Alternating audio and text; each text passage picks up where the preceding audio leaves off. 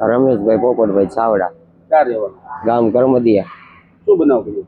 બનાવમાં હું ખૂટો ખોડતો હતો ને, તો મારા કાકા છે એક, તો મારા કાકાને મેં એવું કીધું, ઈ કે મને એને એવું કીધું કે તું ખૂટો ખેંચી લે.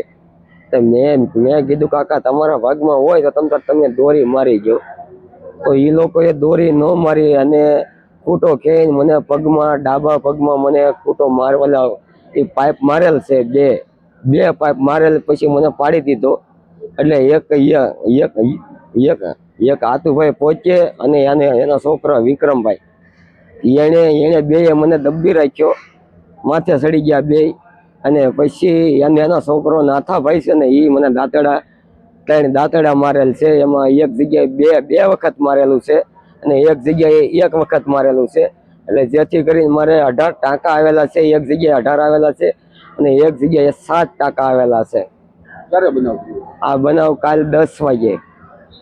આ બાબતથી પોલીસને જાણ કરી? હા, પોલીસ મેં ફરિયાદ કરેલી છે. અહીંયા બગદાણા પોલીસ સ્ટેશનમાં કરેલી છે અને ભાવનગર પોલીસ સ્ટેશનમાં કરેલી છે.